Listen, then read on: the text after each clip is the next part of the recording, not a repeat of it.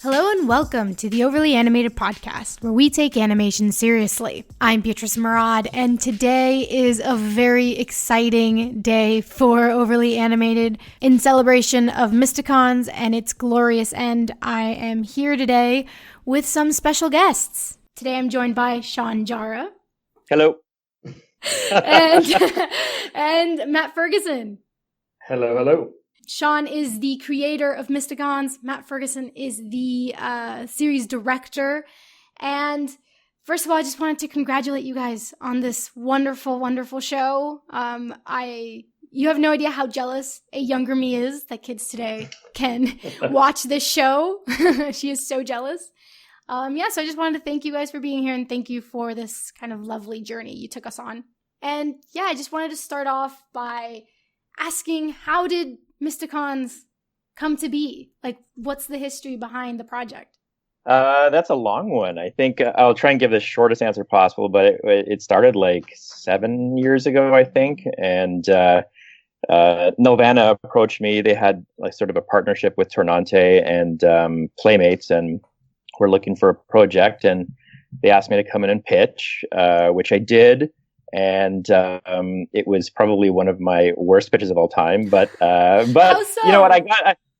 I went in. I didn't expect it to be a pitch, and I didn't really have anything prepared. But then, the guys from Tornante and Irene Weevil from Nelvana. Is that how you pronounce her name, Matt? I never know the exact way to pronounce her last name. I've been there for like 10 years. That's right. Yeah, okay. I think that's right. They were like, well, okay, if you could, do your dream show, what would it be? And then I just started talking about Dungeons and Dragons. And at the time it was a boys show. So I was like, 10-year-old boys. When I was 10, I was playing Dungeons and Dragons, and I went and started talking about all the adventures my friends and I got into. And then they were like, okay, we'll write that. And then I wrote that version, and they were like, okay, well, we can't do that. Because it was way too like D&D based, but like, they helped me find the show that would resonate with like young boys today. And so I still kept a ton of D&D elements and the fantasy theme, of course, but we had a really cool boys version of Mysticons, and some of it is online, like the remnants of what we did. And I think, Matt, you came on towards the end of that process, right? Yeah, I came on, maybe like for the last month or so of the boys version, and then we were kind of working away. You guys had written a bunch of scripts at that point. There were some voice records as well done. And then it was just on a Saturday that one of the producers called and said, now, we haven't talked to Sean yet. That's a great way to start the conversation. Yeah, that's right. But we were talking to Nickelodeon, and they still really love the show, and they think it's great. But what they really want is a girls' action show, a show, and they would still support the show and everything as the boy version. But,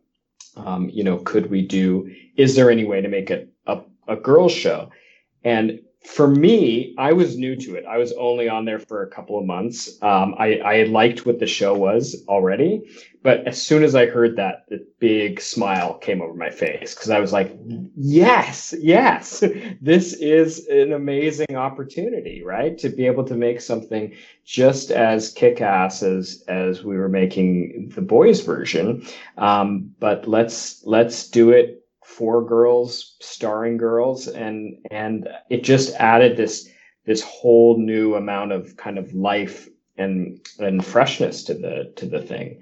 And so I was on board instantly, and then cut to me, and I was like, no, and it was like, and it wasn't for the reasons that I just didn't want to do a girls show. I think my reasons were twofold. I was super close to the material, because the boys version was really based on my friends and myself when we were kids, so there was a personal connection, but also, I had been doing boys action shows for a number of years, and I just even thought from a practicality level, I was like, I'd heard so many times that like girl shows don't sell, and the toy companies, I was like, toy companies don't want to sell girl toys, at least as action figures. And I was like, does a toy company know? And when the producer called me, she was like, well, yeah, they do know. And I was like, oh, okay, well, that's unusual. So I knew something different was going on, and it was a wave of shows that came out that year that were targeted towards girls. And I think Nelvana and all of our partners wanted to be part of that movement. And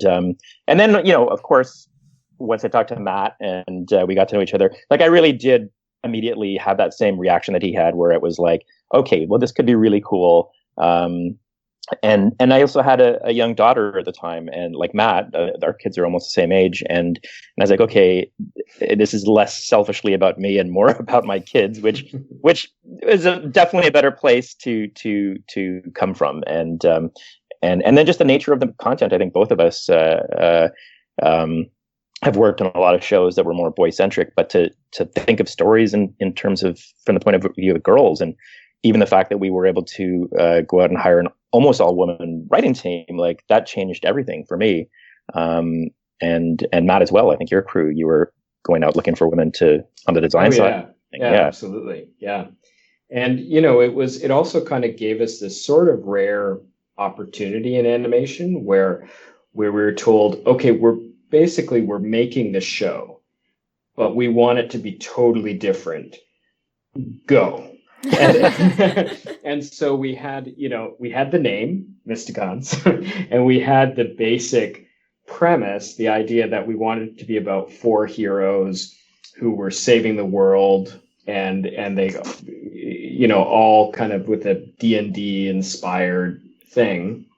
But really, we couldn't just take the boys' version and flip it to girls. We sort of realized that really quickly. It's like, well, no, we have to make something that's specific to girls, and that's when bringing in all those writers was really great. But it was also a process of, we just locked ourselves in a hotel room for about a week, and with a couple designers and Sean and the producers and myself, and we just kind of went through and figured out, like, okay, what could this be? And you kind of never get that opportunity in TV animation where it's, you've got a whole bunch of supportive partners and they're just telling you, just make us something great.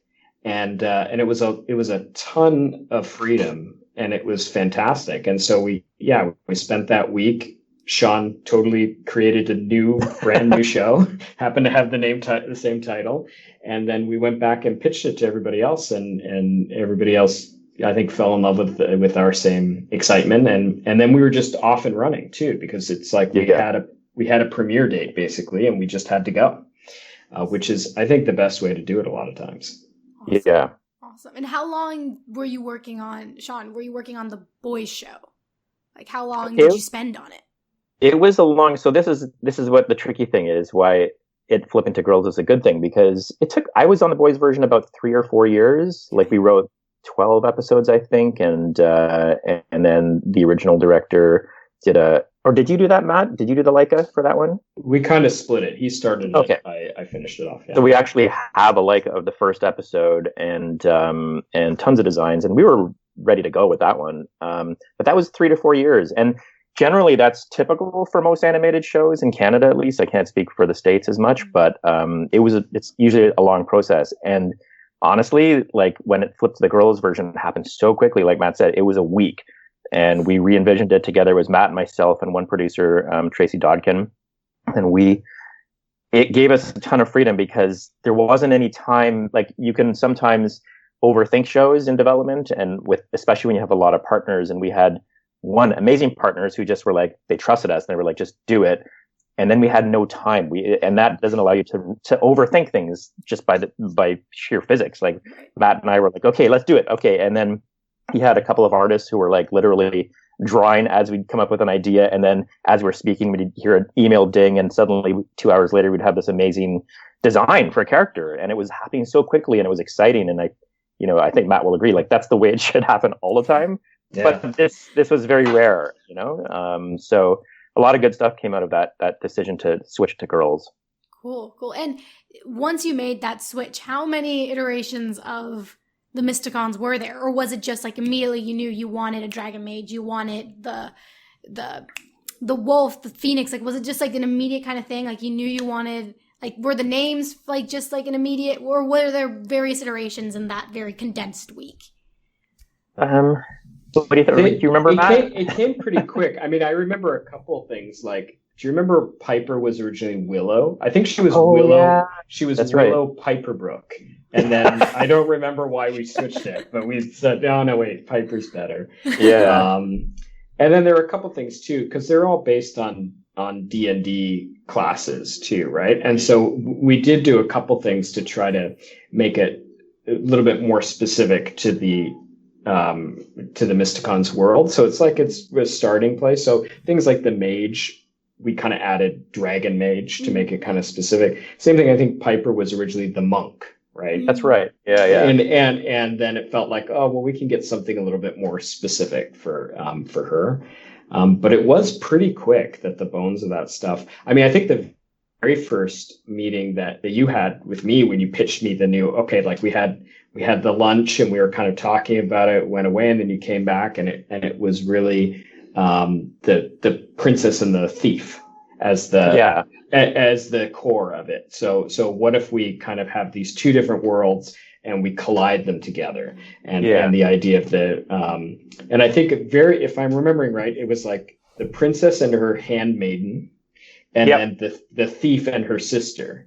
And so then that ended up morphing to kind of Arcana and M, who no longer really was her handmaiden, and then Zarya and Piper was really sister in spirit, not an actual kind of sister. Yeah. No, that's true. And the archetypes were the same because the boys were sort of the same classes, like you said. But I think you probably, like, in terms of writing it, like there weren't a ton of iterations on my side. But I think once Nick bought in, and our partners, and especially Playmates, the toy company, I think it just got down to the nitty gritty of, okay, what are these characters actually going to look like? And the animation practicalities that I think you had to deal with, Matt, right? Like, I mean, there were tons of iterations in terms of the look, and it's really just it's narrowing it down, going down different pathways, and that didn't work, or we really think it's great, but we're never going to be able to animate that, or stuff like that too. Yeah, because we had a really cool mech design for M originally, I think, and there changed. But there were so many cool mech design. I think the designers, that's all they wanted to do, were design M's mech. I feel like doing like Gundam designs and going nuts with it. Yeah, but so before Mysticons, can you kind of give me a little kind of rundown of your careers leading up to that point? So, like, how did you get to that place where you could kind of get that freedom to just go and do this and pitch this show? I'll let you go first, Matt. I think both of us have equally long and labyrinthine careers, but yeah. I mean, essentially, you kind of, in every case, you kind of luck into a situation like this. I mean, that's kind of the truth is that not every project is like this. And I think we both really felt like we lucked into it, really, this case. I came from animation specifically. So when I graduated from Sheridan College and then went kind of right into being an animator for TV. And then and that was kind of my path into directing. So once I had been animating a little while, there was a shorts program at Nelvana where we could kind of pitch shorts and make those. And so I pitched a short and it got picked up, and that was my first kind of chance to kind of direct something. And then I just kind of started hopping from series to series, and for a while was doing a lot of kind of 11-minute comedies, the really kind of quick, snappy, funny, gag-driven kind of things, which is great. And it was a ton of fun. And so when this came up, for me, it was my first opportunity to do something that felt a bit meatier, that had a little bit more of a story, and especially something that had an arc, which is rare, especially now. It's a lot. I'm hoping it's moving back into that now with a lot of streaming services and Netflix and all that. But for a while, nobody wanted to do anything with an arc. Nobody wanted to do something with a continuing storyline. So, so that's kind of me. I started directing mostly short comedies, and then came into this, and just loved living in that palette, that world of telling a bigger story. Awesome. What about you, Sean? Well, I kind of fell into sort of film and television a long time ago. I got bit by the bug in like first year university, I think, and I took a whole bunch of courses, like student film courses, and but I would take all these courses because I was doing another degree. But I took every single course, like sound recording, booming, continuity. The only course I never took was a writing course. Because I was like, I could write a script. Anyone can write a script, and I would always poo-poo the writing process. And I did a few short films, but then I sort of fell into writing because I was also working as a crew member on a lot of like sort of genre TV that was in the 90s here in Toronto, and that's what I did to make a living. Like work during the day on crew, and then write your scripts and shoot your films at night, and then I ended up, working on a show called Fast Track, and it was Larry Gelbart, the creator of MASH, who was writing it, or his nephew was writing it, and then he had to come in and save the show. And long story short, it was such an amazing save that I was like, oh, that's what a really good TV writer does. And I basically was so impressed by it. Like, I was like, I want to do that. And so then I re-educated myself. I went to the Canadian Film Center and learned what that process really was, and worked on a bunch of like tween shows. I worked on Degrassi, that's where I started, and did some tween live action shows, and then again fell into animation because the sort of live action business collapsed for a couple of years here. And I used to poo-poo. I was an animation snob. I was like, I'm not going to write an animation. And then I out of desperation, I took an animation gig, but I fell in love with it. And I was like, this is amazing. Like it's everything I wanted in terms of like the meshing of action with comedy. And frankly, like it was funnier than most of the live action stuff I had worked on. And there was also a lot more freedom, right? At least at that point. But yeah, and then I worked and kept working and eventually specialized in sort of toyetic shows, because I got a gig through Irene and Nelvana. I worked on Battle Force 5, which was Nelvana's first boys action show. I also did a script for Ben 10 and worked with those guys quite a bit on other shows. And then for the last 10 years, sort of specialized in action shows because I was a huge 80s action movie fan, and I just love that genre, and it comes naturally to me. And that was my start. Cool. And Matt, why animation for you? What was what made you just from when you were very young, you just always were attracted to animation? Yeah, animation's always been the only option for me.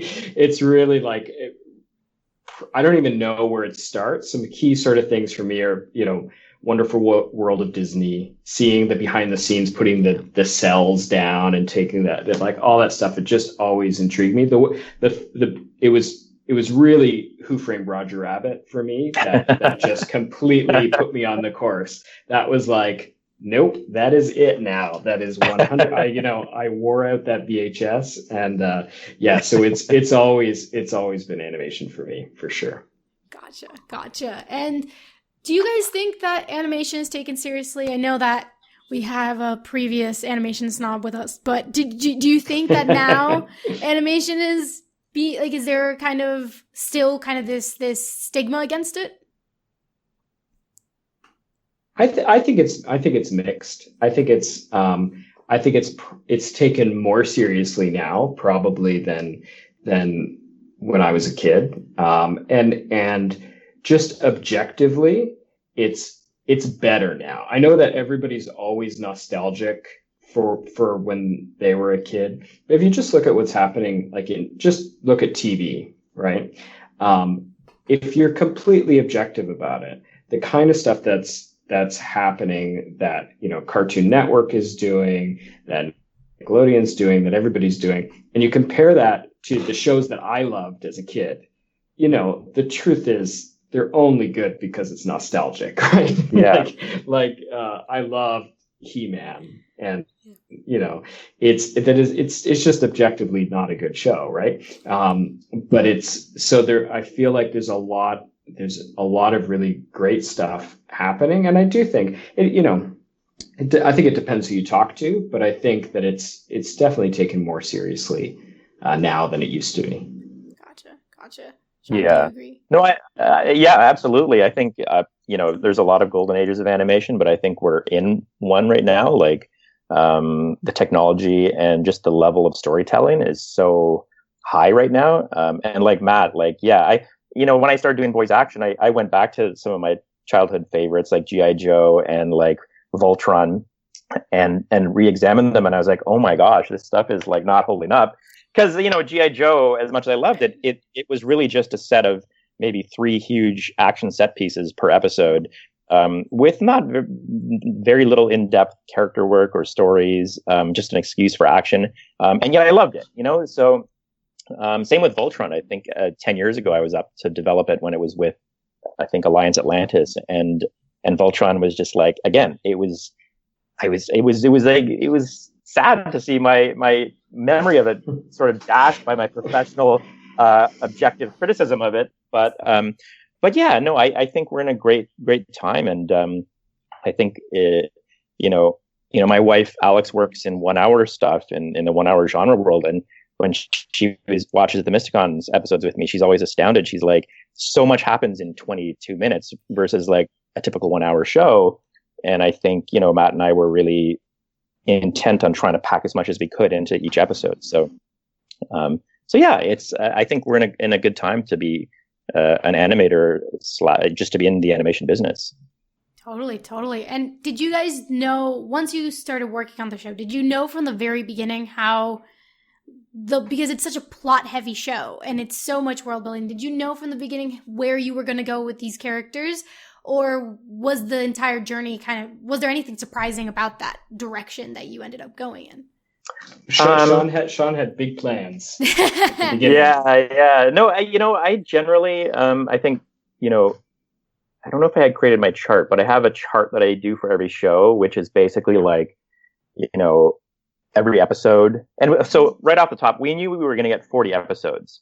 And, obviously I was hoping we would get more, but from the beginning we were like, okay, here's 40, which is I've never had that kind of order given to me. And so I knew it was an opportunity to, do multiple seasons and have cliffhangers, if we wanted, and a chance to sort of have like 2 or 3 really cool arcs. So that was the luxury that Matt and I got to play with, because we talked once we had the writing room together, and Matt was a big part of that. He was there in almost every room until he got super busy, but we talked it through, like big arcs, like we knew we were going to end at 40, and close it off with a small door in case we got more, and then we broke it down into like, there's the confusion over seasons, but we broke it down in the creative room like into 3 seasons, and so we were able to plot those.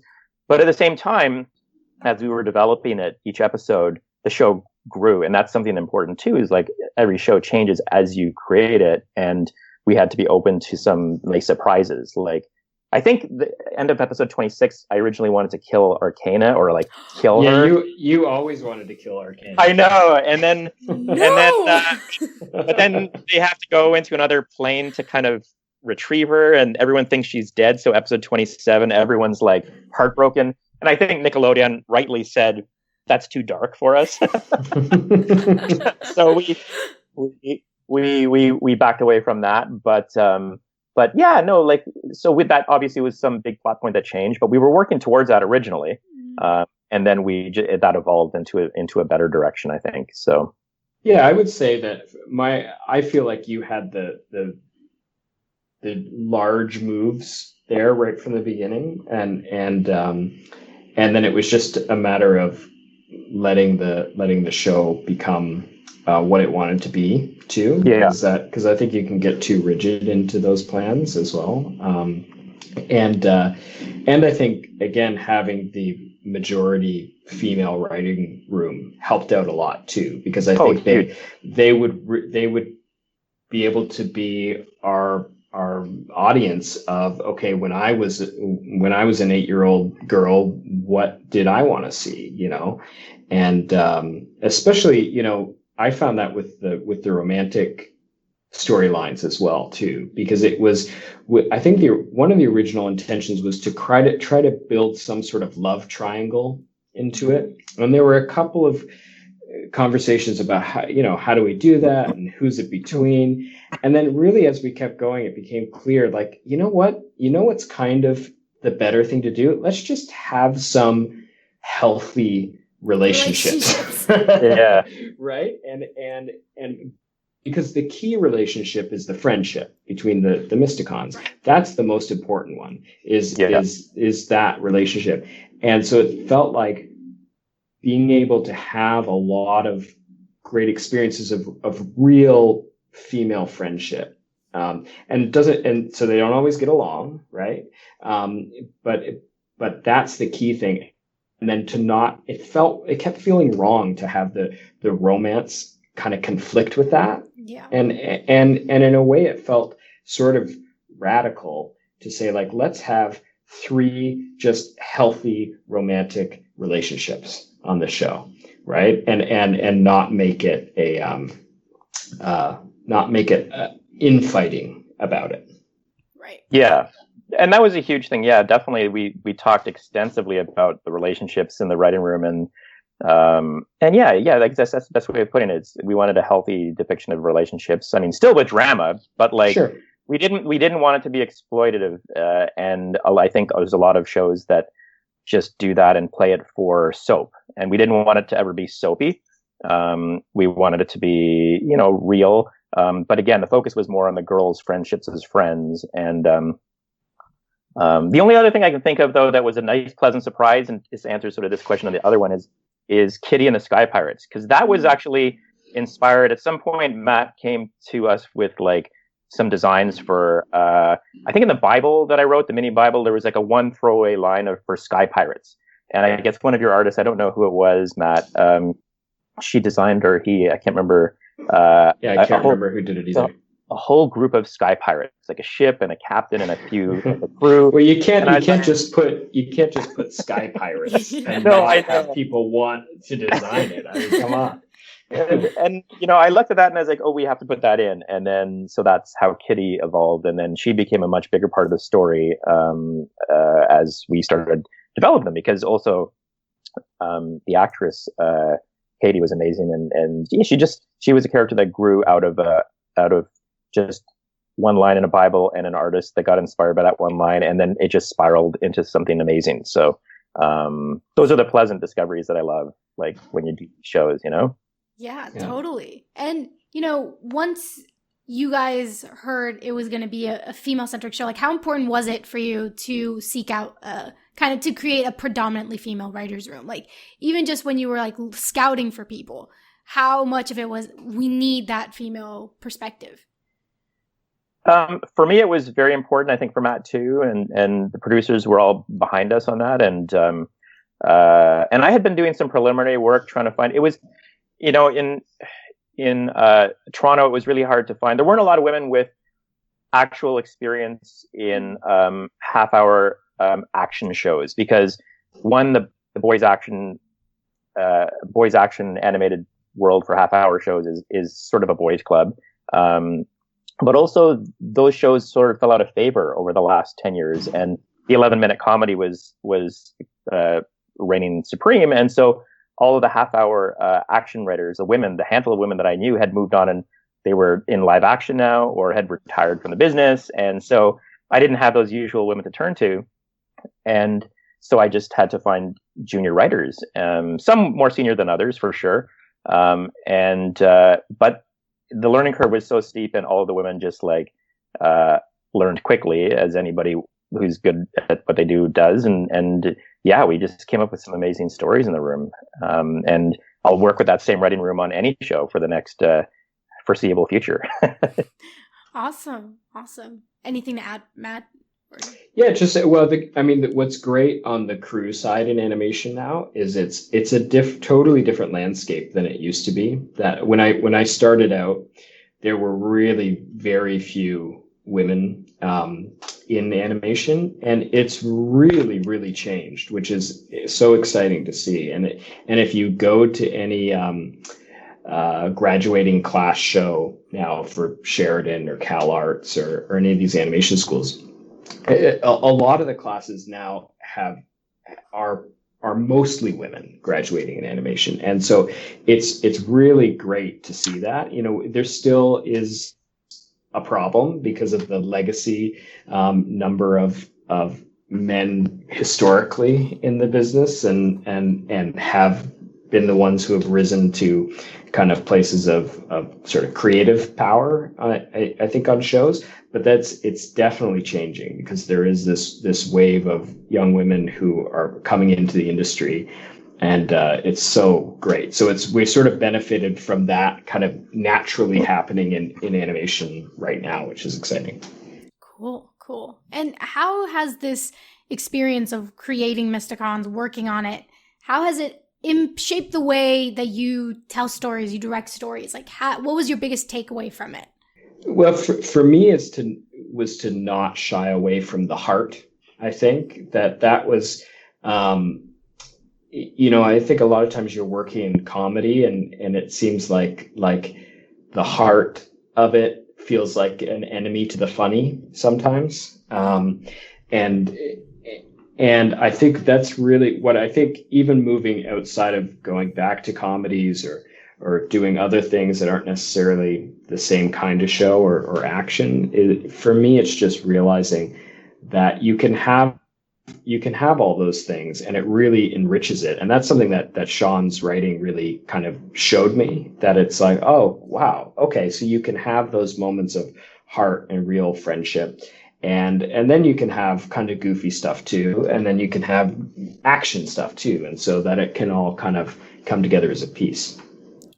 Cool. Yeah. And I think, I would say from working with Matt, the one thing that he showed me was just how ruthless you have to be with cutting the story down. Because I tend to write sort of bigger scripts, I think, and with lots happening. And sometimes I would over-explain. I'm a bit of a logic police officer, I guess, in the room sometimes, maybe too much. But like Matt showed me a lot in terms of editing, like how little you have to say with a story for the audience to truly understand it. And I would be the one who's like maybe putting too much in there. And I was always shocked at like how I would write these scripts, and then I'd be like, are you sure you can get this all in there? And then as you work your magic, it was just like chop.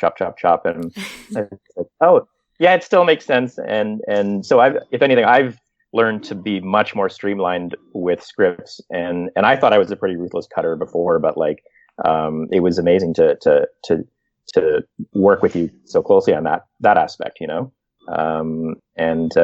So I'm going to approach every script with my Matt editor voice in my head. Just cut it out. Yeah. Do we need this scene? It's like chop. Yeah. Gotcha. And going back to Heart, let's talk about the Kitty Zarya romance, because that was something, especially with the podcast, we were very invested, So you mentioned how Kitty kind of just was this like serendipitous kind of organic creation of her character and her growth. When was the moment that you guys decided to explore this relationship and actually follow through with it? Like, what's the history of the relationship between the two? I don't remember when it started, but it was definitely, we were thinking about it for a long time. It wasn't part of the conception of her character that this would be that relationship, but it became pretty clearly obvious pretty early on. It was almost like the characters just told us, right? And then it became a question of, okay, well now how do we reveal it, and how do we how do we develop that relationship in a place that's going to feel natural and not like we just kind of stuck something in. But that's my feeling. I don't know exactly when that was decided. Yeah, and like you said, it came organically from the characters, and I think, like you said, it was like the characters sort of spoke to us. And I think for me, it dawned on me when we were writing the script, and it was just a line that I think, I can't remember if I wrote it or one of the other writers wrote it, but it was when Kitty says, "Are you just going to stand there looking pretty, or are you going to release me?" It was in episode 112, "The Skies of Fire," right. I think. and that's when it was the first official flirtation, I guess, and we were like, oh, okay. And that's where we realized there was something more than just friendship there. And then then we treated it like all the other relationships in the show. Again, not didn't want to play it for soapiness, or it was just literally just, let's make it just like the other relationships. So and it just grew from the characters. Cool. Were you guys nervous of like any potential backlash or resistance, either from the audience or people behind the scenes? I wasn't nervous about it. I don't know. Maybe I was more nervous. I'll say that, like, once we realized that we wanted to pursue this, I was like nervous because I'd worked on a number of shows where this had come up before, and I was very aware of the roadblocks we would face. And part of me was like, tired of those battles, and I was like, are we going to do this? And I knew what was coming, and I'll say I'm glad we pursued it, but I will say that Matt was a big part of convincing me to continue pursuing it. And also my writing team. We were all like, okay, we can do it. And it's an enormous thing. It's exhausting. And what's hard is, like, I've done it when I didn't have a team, and it's tough, like, because what the right moral decision is, but you're going to come up against those barriers because, thousands of years of precedent. So, we did decide to go ahead, and I'm glad we did. And I think it made the show and that particular relationship stronger for it. And it's something that's important. It was important to all of us. I mean, just the writers, some are from the LGBTQ community, and we talked about everything and how important it was. And, we were sad we hit a roadblock, but I think we told a really important story, and I love the relationship that we told and the two characters, Yeah, totally. And, animation's in this like very interesting kind of transition period where in terms of this like representation, like Legend of Korra was 4 years ago, and that had its big moment. And then 4 years passed, nothing much. And then like in a span of like 3 months, like 3 major things happened, like back to back to back. Yeah. Like with Steven Universe, Adventure Time, with Mysticons.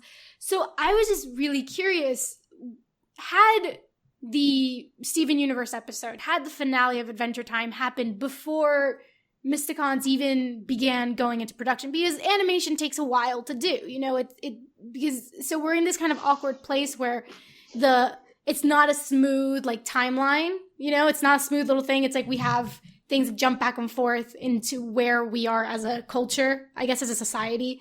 So had those episodes aired, would we have seen kind of like a more explicit kind of announcement of this relationship in the Princess and the Pirate episode? Or you can't say. It's kind of hard to know, because things like that happen on those other shows, which is great. It's not always as easy as you might think to present a concrete example and say, here, look, it's been done and the world didn't blow up. There's more pushback than you would think. Yeah. And by the way, the pushback doesn't come from evil people or people who think any of these things in their personal lives, right? It's people who are trying to do the best job at their particular job. And then there's a certain level of fear associated with that and whatever. And so I think it's definitely, it's good. It's great. But I don't think any of those kind of events it makes it easier to do it again, but it probably doesn't make it as automatic as you might think. Yeah. Gotcha. Anything to add, Sean? No, I think that's a perfect description of the conundrum that all of us are in whenever you're dealing with this matter on any show. And I will say, though, that it's like you said, it's changing really quickly. And yeah, people are realizing, oh my God, Steven Universe or Star versus the Forces or even Mysticons didn't turn my kid gay. Like they just like it. So and it's fear. It is fear, and it is a systemic thing where like no one wants to say no, and it affected me. Like I just said, like I had been so browbeaten by this discussion and conversation that even someone who is a big proponent of it and pushing, and I push hard, Matt knows, like we both are we push hard on the stuff that we believe in. Like I was a little bit like wary of going forward, but I think I'm glad we went ahead, and but like you said, it's really daunting sometimes when you get into this territory, and it's literally systemic. Like that's what I believe, like because it's someone wanting to pass the buck to someone else who's higher up, who passes it to someone else who's higher up. And no one wants to do that. And the person at the top, all we have to do is say, let's run with it and see what happens. And it really is not going to destroy the world. It's like, it's something great. Yep.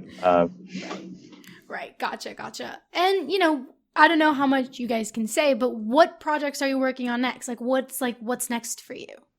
I was trying to think. I don't know how much I'm allowed to say, so I will probably not say much. But I'm working on something new that is very different from Mysticons, and it's back into the land of comedy. And I'm hoping I'm learning those Mysticons lessons in comedy. But it's very cool. It's going to look super cool. The look of it is pretty neat.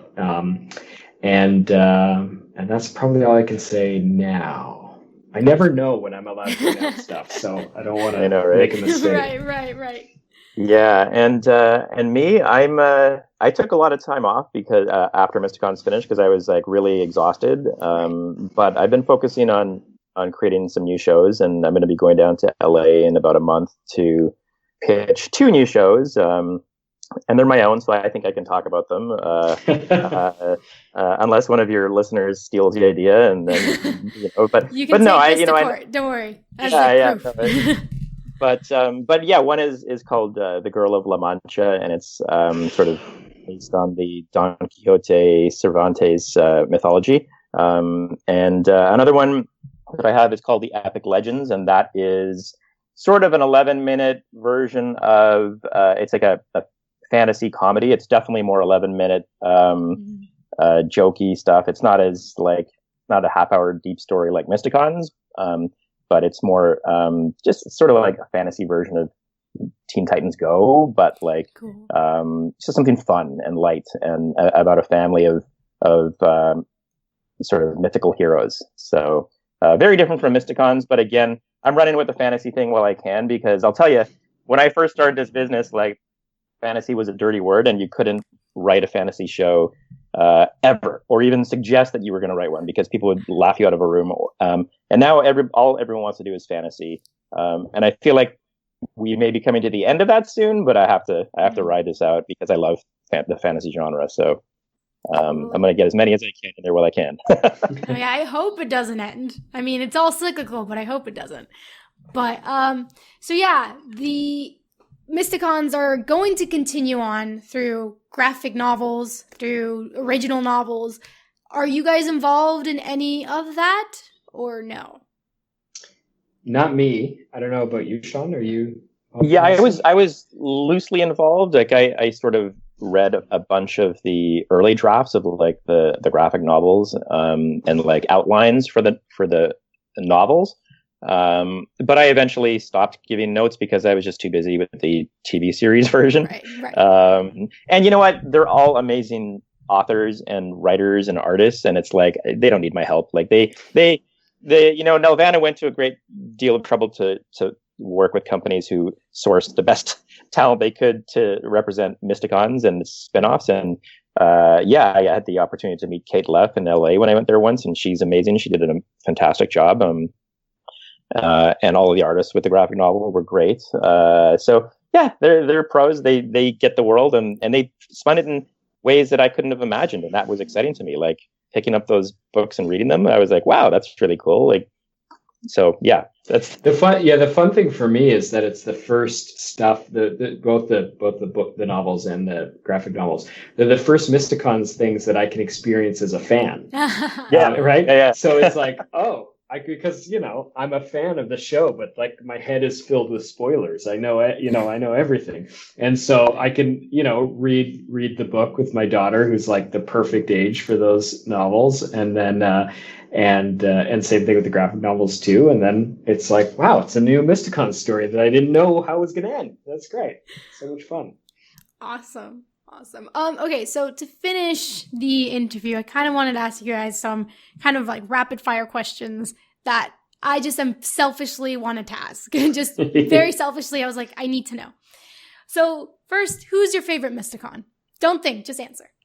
M. And also, which character did you have the most fun with? Like writing, directing, which is the one character you're like, ooh, they're fun? Who is the most fun of all the for me, it would be Captain Chaos. I loved having Captain Chaos. That was great.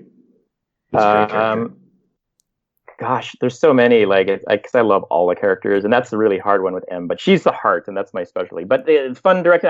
I love Gawain. Gawain was just so silly. I love writing for Gawain. I love being annoying.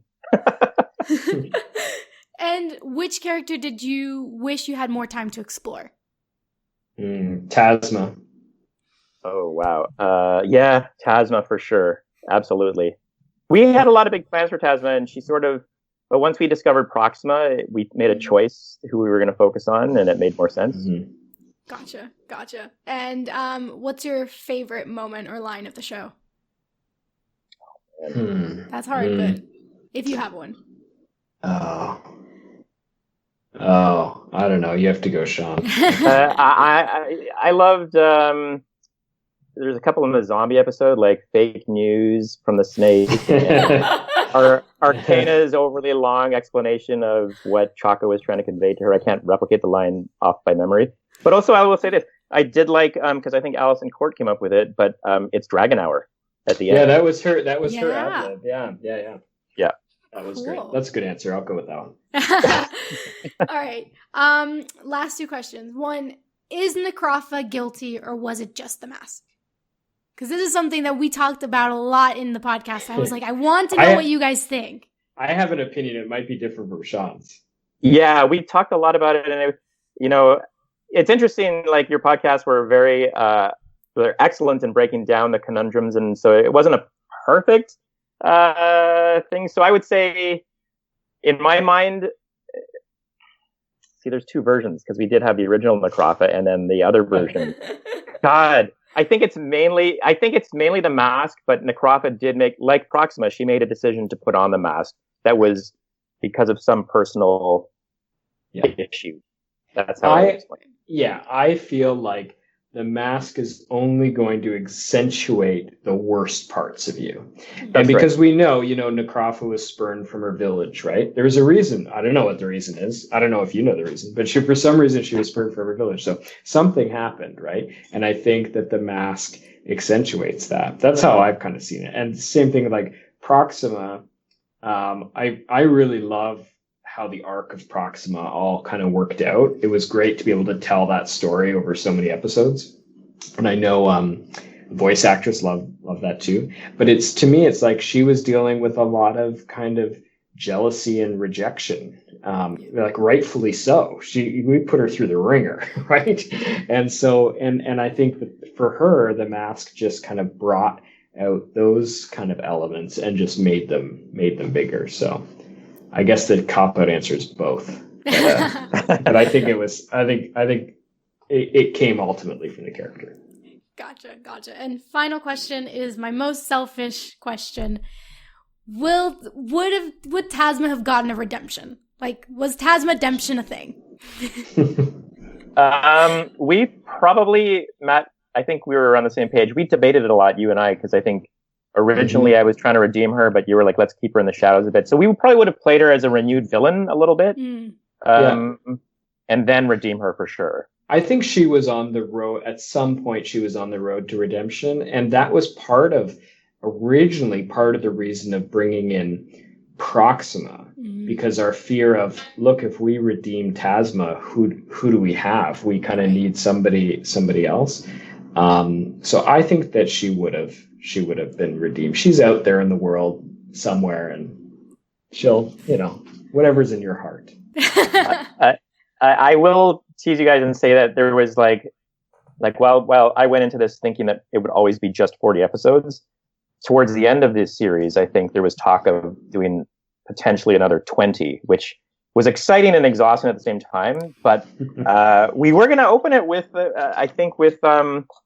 Kitty coming back, because we were setting up those manta ray things as the new villains. And so, there would be an SOS in a bottle, message in a bottle of some type. That would have been the title of the episode, because every fantasy show or sci-fi show has a message in a bottle episode. But anyways, yeah, we were going to have Kitty come back, and that's the new threat, and they would have had to save the realm with potentially the Vexicons having to come back as unlikely allies or something like that. I don't know. There was so much that we set up that we could have played with. This is what I want to know as a fan. This is what I want to know. Yeah. Okay. I want to know what happened with Arcana's dad. How did that all go down? Yeah.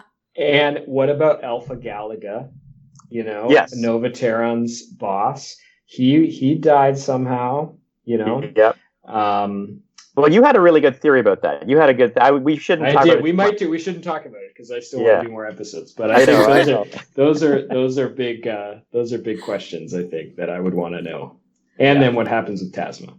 Yes, totally. For sure. Yeah. Okay. We'll let the listeners ponder. Maybe write a fanfic or two with their own answers. That's good. But yeah, thank you so much for being here, for talking to me. I know that you guys are very busy, and I've kept you on selfishly way too long. But yeah, thank you so much. And again, thank you so much for creating the show that we've all just grown to love and support. And I wish you guys the best in your next ventures that you can't talk about. and thank you so much for the podcast and this little ragtag community of Mysticons diehards. It's been so exciting to watch the reaction and to be able to listen to the excitement as well from those podcasts, and it's been such a great experience to get to see that, and I mean that's the main reason. I mean, we selfishly want to know those answers to make more episodes, but really to be able to do something for this group that has really kind of taken the show to heart. Yeah, I can't thank you guys enough too. It's like it was really funny because I listened to the first podcast again recently, and it was funny. Right from the first reaction, it was a kind of an amazing mixture of confusion from you guys and also excitement, and then it evolved into something amazing. And then I'll tell you this honestly, listening to your podcast, and I know all of the writers have listened to a bunch of your podcasts, and we're always amazed because it was like listening to your podcast was like reverse engineering the conversations that we had in the writing room, because you would always say well, why did they do this? And then you'd be like, well, they probably had these 3 reasons. And then you'd lay those out. And we were like, that's exactly the conversation we had. So you guys were pretty bang on it. You guys had some really cool suggestions. And, I think we even incorporated a couple of them where we could, if there was time towards the end. We started cutting out the transformation sequence. That was all for Dylan. Totally. But I would say if we did get more episodes, I would definitely include were-dragons. Yes! I wanted to put that as a question, but I was like, no, maybe they hadn't heard that. They would have been very confused. Yeah. No, I've played a lot of D&D, and I've heard every sort of combination and iteration of monsters, but were-dragons are pretty cool. So, yeah. Awesome. But that does it for this podcast. Thank you so much to Sean and Matt for joining me. Find out all the info on this podcast at overlyanimated.com. Join us on Discord to text chat about animation at overlyanimated.com/Discord. That's where we had most of our Mysticons discussions, and I know that Sean and Matt popped in time and again. You can support us via Patreon at patreon.com/overlyanimated. Thanks to all our current patrons, especially our patron of the podcast, Taylor, aka Needle. And thanks as always to our Patreon executive producers, John, Ryan, Steve, Alex, Andy, and Hugh. Thanks for listening, guys. We'll see you next time. Bye. Bye.